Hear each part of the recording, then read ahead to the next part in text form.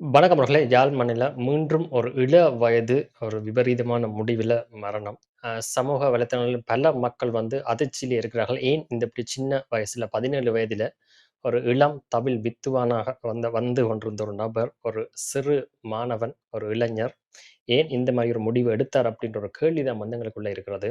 ஆனா எங்களுக்கு வந்து அத குடும்பத்துக்குள்ள போயிட்டு அந்த நேரம் என்ன நடந்தது? ஒரு சின்ன கோவம் எப்படி வந்து அது அவருடைய உயிர பறிச்சது அப்படின்றதெல்லாம் தாண்டி ஏன் இது வந்து இந்த மாதிரியான விடயங்கள் வந்து தொடர்ச்சியாக நடந்து கொண்டே இருக்கிறது? யாழ்ப்பாணத்தில வந்து இள வயதில இந்த மாரி விபரீதமான முடிவுகள், சடாச்சா நடக்கிறதெல்லாம் ஏன் நடக்குது அப்படின்னு சொல்லி கட்டாயம் எங்களுக்குள்ள சில விடயங்கள் தெரிஞ்சிருக்கணும்.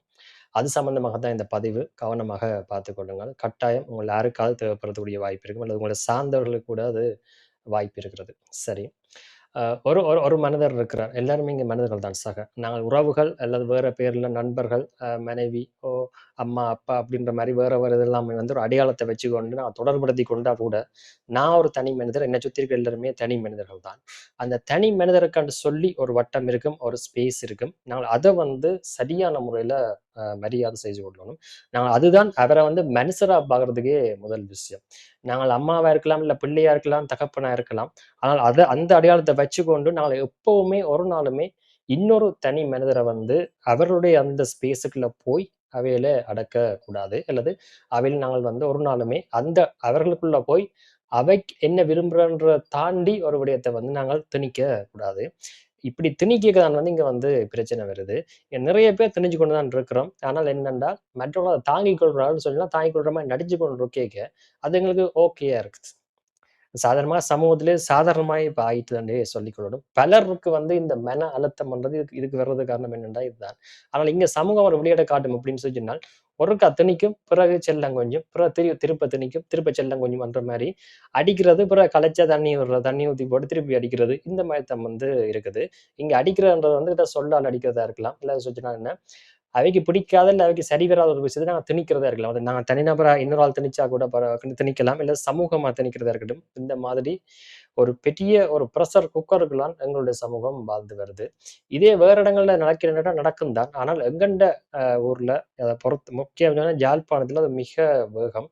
படிக்கிறதுல இருந்து, கல்யாணம் கட்டுல இருந்து இப்படித்தான் வாழணும் அப்படின்றது வந்து எக்கச்சக்கமான விஷயங்கள் வந்து பிள்ளைகளுடைய இதுல வந்து திணிக்கப்பட்டுக் கொண்டே இருக்கும். தொடர்ச்சியாக திணிக்கப்பட்டு இருக்கும். அதிலயும் வந்து இவர்கள் ஒரு பெரிய எக்ஸ்பர்ட்டாகவே இருப்பார்கள்.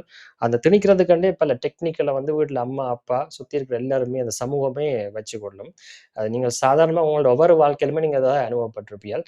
பலர் அத கடந்து வந்திருப்பீர்கள். பலர் வந்து அத அனுபவிச்சுட்டு திருப்பி அதையே உங்களோட பிள்ளைகளுக்கும், இல்ல சுற்றத்தில இருக்கிறவங்க நீங்களும் செய்து கொண்டிருக்கிறார்களா தான் இங்கே இருக்க போறீர்கள். சரியா? மிக குறைவானவர்கள் மட்டும் தான் அத தெளிவாக விளங்கினவர்களா இருப்பார்கள். ஆனால் என்ன அப்படி தெரிஞ்ச பலர் இப்போதைக்கு உயிரோட இருக்கக்கூடிய வாய்ப்பு இல்ல. ஏன்னா அநேகமாக இந்த போராட்டங்கள் இதற்குள்ள வந்ததால் சரியாக சமூகத்தை விளங்கினவர்கள் இந்த போராட்டங்கள் இதற்கெல்லாம் பங்கேற்க போய் அவர்கள் உண்மையில வந்து இப்ப எங்களோட இல்லை என்றே சொல்லிக் கொள்ளணும். அப்ப எங்களுக்கு அந்த பெரிய ஒரு இடைவெளி ஒன்று, ஒரு வித்தியாசம் ஒன்றும் இருக்கு காரணம், இங்க எல்லாமே கிட்டத்தட்ட ஒரே மாரியான ஆட்கள் தானே இங்க எல்லாம் இருக்க போறோம்.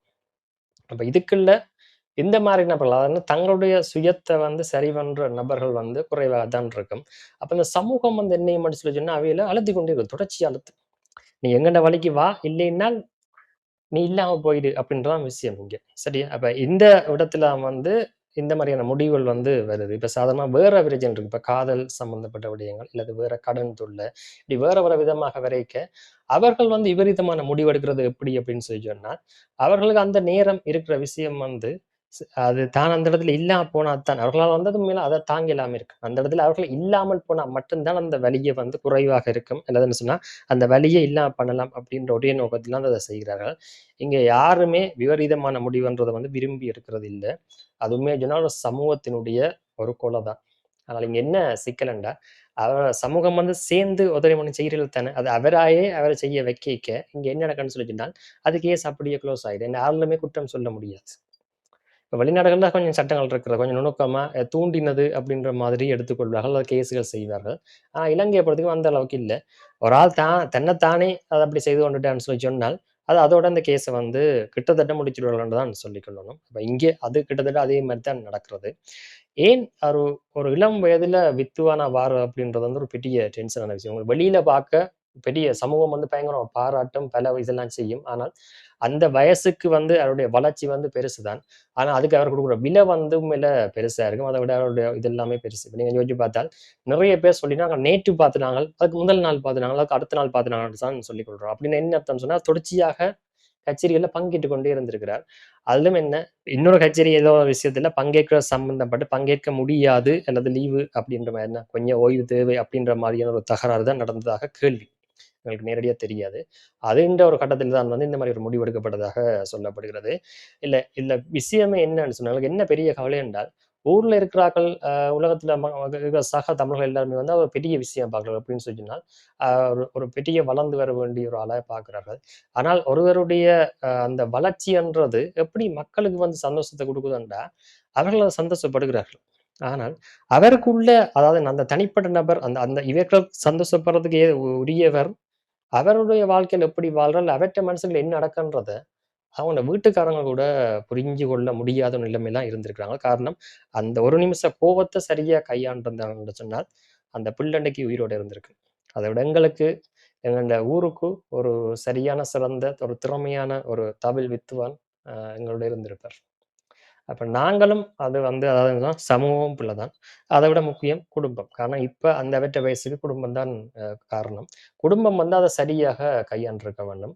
அவர் சரியா கையாண்டிருக்க வேண்டும்னா இல்லைன்னுட்டா இருந்துக்கத்தான் வேணும். ஆனால் அந்த இடத்தில உங்களுக்கு தெரியும் அது நாங்கலாம் ஈஸியா கதைச்சுட்டு போயிடலாம். ஈஸியாக வந்து அடுத்தவங்க தீர்ப்பு குடுத்துட்டு போயிடலாம். இது இப்படி செஞ்சிருக்கலாம், அப்படி செஞ்சிருக்கலாம்னு சொல்லி. ஆனால் அந்த இடத்துல அவர்ட்ட எல்லாமே அப்படி இருந்திருக்கும். காரணம், நாங்க ஒரு பிள்ளைய பெற்று வளர்க்கிறோம். அந்த பிள்ளை எப்படிப்பட்டவர் அப்படின்றது எங்களுக்கு தெரியும்.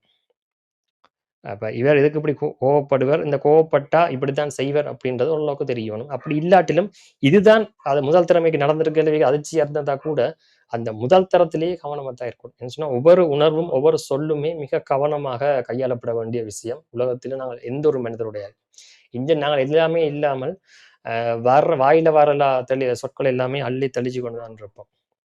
தெளிச்சு கொண்டு இருப்போம். சொன்னா எங்களுக்கு அது கவலை இல்லை அப்படின்ற மாரி இருக்கும். ஆனா என்ன, ஒவ்வொரு சொல்லுக்கும் ஏதோ ஒண்ணு உங்களுக்கு நீங்க சொல்ற ஒவ்வொரு சொல்லுக்குமே உங்களுக்கு ஏதோ ஒண்ணு திருப்பி வந்து ஒண்ணு இருக்க போகுது. நீங்க என்ன சொன்ன ஏதோ ஒரு விளைவ அத உருவாக்கத்தான் போகுது அது ஒவ்வொரு சொல்லும். அப்ப இங்கேயும் அதுதான் வந்து பிரச்சனை. இங்க மட்டும் இல்ல. மொத்த உலகத்திலுமே இது ஒரு பெரிய சிக்கலான விஷயம். ஆனா நாங்கள் வந்து அது எல்லாத்தையும் கடந்தே வந்துட்டோம். அதாவது சிவகங்கையில பொறுத்தவரைக்கும் இப்ப உலகத்துல வேற பிரச்சனைகள் தான் உண்மைய சிக்கல் அப்படின்ற மாரியும், இது எல்லாமே வந்து வெளியில தெரியிற பிரச்சனைகள் இல்ல. அப்ப என்னன்னா, ஓகே நாங்க இப்படி இருக்கலாம் அப்படின்ற மாதிரியும், இதெல்லாம் அப்பப்ப நடந்து கொண்டு இருக்கிறது தான் அப்படின்ற மாரி பழக்கத்துல வந்துட்டது. அ கவனமாக இருந்து கொள்ளுங்கள் மக்களே. யார் எங்கள்ல செத்தாலும் ஒரு உயிர் தான், ஒரு மனிதன் தான். அத வந்து மனசுல வச்சுக் கொள்ளுங்கள். முடிந்த வரைக்கும் அன்பு காட்டி வாழுவோம். நன்றி.